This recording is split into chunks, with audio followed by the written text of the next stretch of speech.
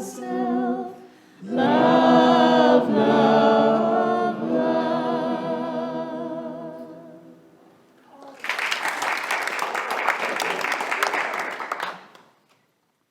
Oh, what a good entry into this talk.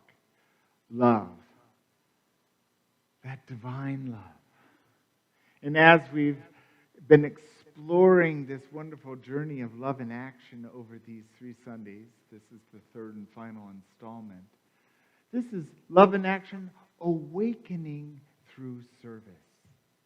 Now, many of us did the spiritual gift survey. There's some copies of this spiritual gift survey on the welcome table if you haven't done it yet and you want to do it for yourself. It's a beautiful survey. And as we identify our spiritual gifts and we align in the truth that we know that as we serve, we are serving God.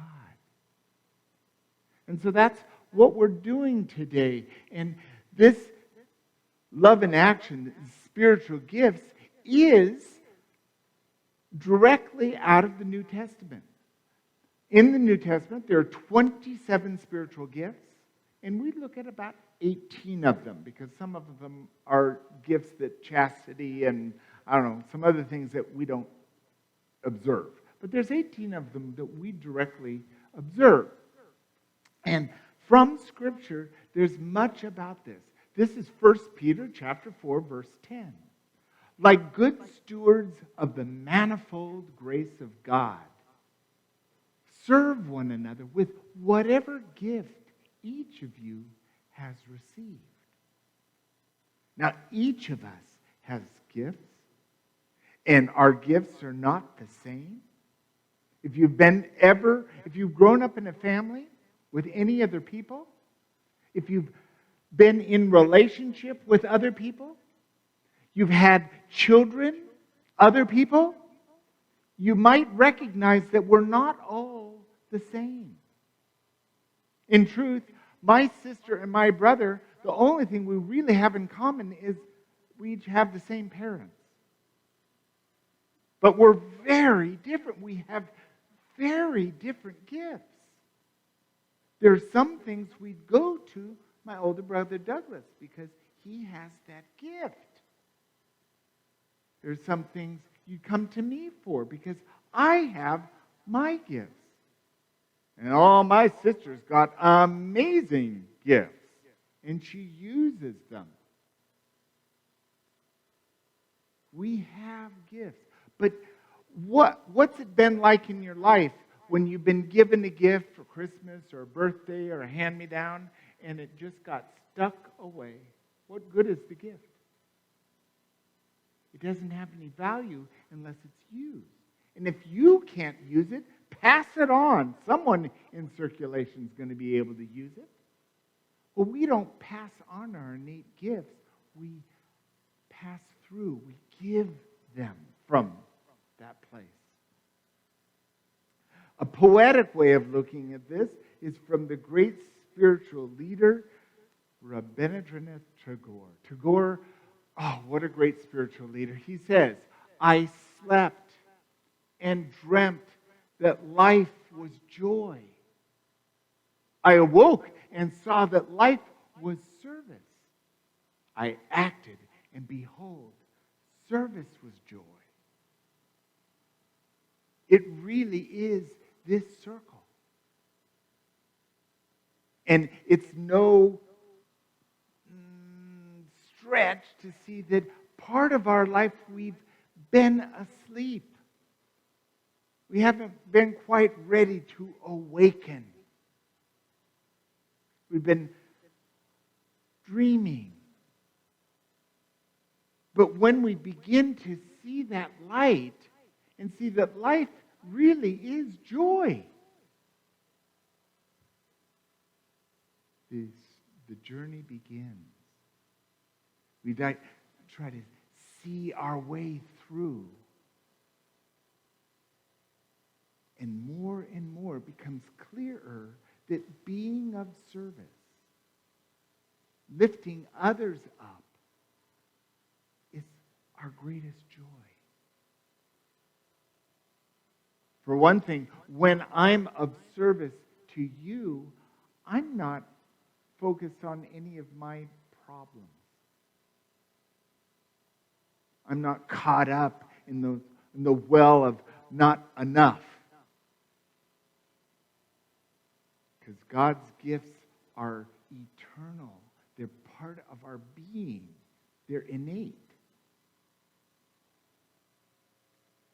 So this is kind of class time. There's 4 stages of consciousness in the development of human beings. The first stage we've all been through. We've all been there. It starts with life happens to me. That means it all happens to me. When stuff happens wrong, it happens to me because of some perpetrator, some villain. To me, the victim. But the positive side of the victim, the to me, is the to me has a vision. We want everyone to work together. We want safety for all. We want healing for all. We want balance for all. Beautiful vision. Then we grow into life happens by me. We start reading the material that we identify with spiritual truth. We see the power in the law of attraction and tithing, and we begin to manifest things, the stuff. We can have anything we want. We begin to manipulate energy. And our vision is we're building dreams. A place where animals and people and the planet are safe. Big dreams. Because we see we have a lot of power. We can affect things. By me. Then we grow into life happens through me. Now, when we identify with through me, the stuff isn't so important. Sure, we can manifest it, but it isn't what it's all about. We begin to identify that we're an instrument, that we're part of the process. And a lot of through me is surrender, forgiveness, letting go of the stuff, letting go of the attachment to the stuff. The stuff doesn't matter. The car, the house, the jewels. How many husbands or wives can we have? Great plethora. It's not so important. It's more how I am. Because the vision is I am consciously co-creating with God. Through me. And then the next stage in consciousness growth is life happens as me. Where we no longer need to remember we're one. We know we're one. With all life. With God. It's God realization. There's no forgetting. We don't miss the step. We are one with God. Now, I venture to guess that each of us has come in contact in some way with someone who has as me consciousness, God realization. I know when Owen and I sat and had a morning with Mother Teresa, she absolutely, life happened as me. She had that presence of being. But it doesn't have to be a world famous. We might have a grandmother or an uncle or a friend that just knows. That just knows. they're one with God. Everywhere, every stage of this consciousness is just as good as the other, because it's a natural process of our awakening. So wherever we are is where we are. There's nothing wrong with to me, by me, through me, as me. Notice it's all me. How am I doing today? How am I doing today?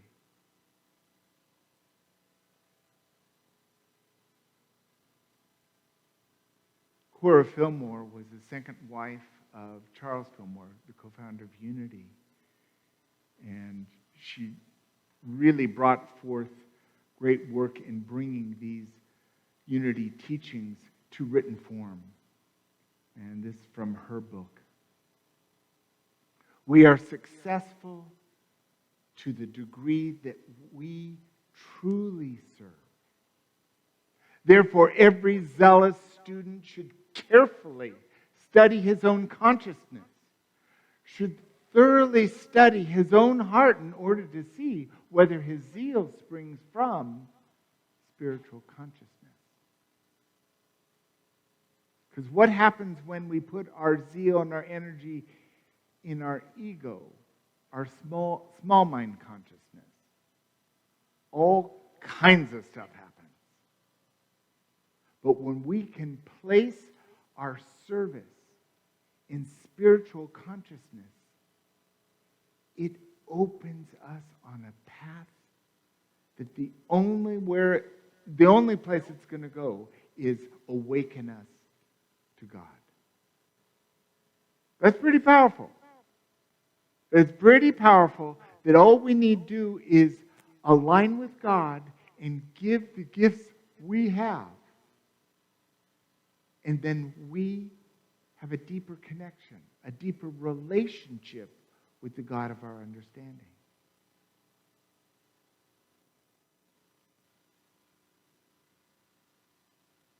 It is very, very powerful. And it's knowing, as a true student, where am I focusing my energy? Is it on the highest truth, or is it on a partial truth? Because I really want you to know how right I am. I think you know what I'm talking about. The Dalai Lama, a wonderful spiritual leader, he puts it this way. He doesn't just pray for peace. He gets up every single day and works for it. This means that we don't do it and then, okay, we're done. It also harkens to that old prayer, give us this day our daily bread. When part of me just wants God to back up the semi and give me all the bread I'm ever going to need for my entire life. It doesn't work that way. But I'm given everything I need today to do what I can today. And then I get up the next day and do the same thing. So it's not enough to just pray for peace or love or serenity or for abundance, balance, healing. We need to get up every single day and apply some energy to it. Our fifth unity principle. It's not enough to just know the truth. We have to roll up our sleeves and do it, to be it, to engage in it.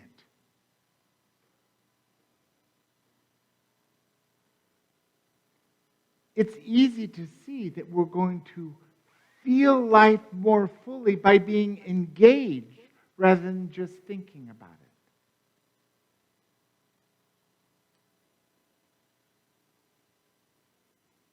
I bring this talk full circle by again turning to the wisdom of Martha Smock, one of my greatest teachers. She was the head of Daily Word for many, many years. She wrote several books, and they really appeal to my heart. Here she says, all of us, no matter what our place in life, no matter what we do, whether we realize it or not, are serving God. You're serving God as you put yourself into life, as you think of others, and as you do all you can to make others more aware of the good that is within them. Isn't that what family promise is all about?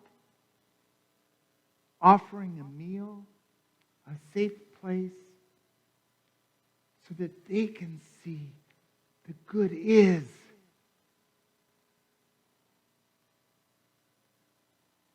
Now I have an offering to you. It's 2 prayers that you can use in your life at any point. The first is when you're all ready, the prayer goes to God, whatever. Whatever. And you're going along, you're doing your work, you're giving your service, and at any point when you've had enough. Then when you're ready, whatever. Enough.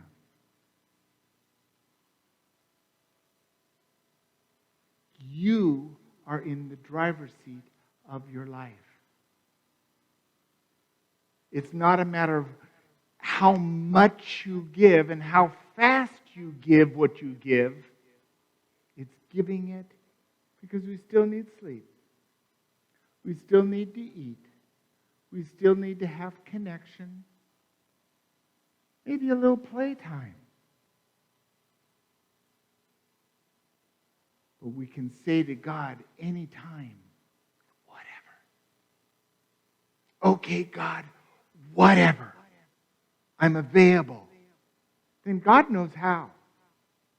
God knows what. You can always say, enough. And in this, we can do love in action, awakening through service. Conscious, aware, ready, engaged in life, and reaping the joy and the love that is. And that's awakening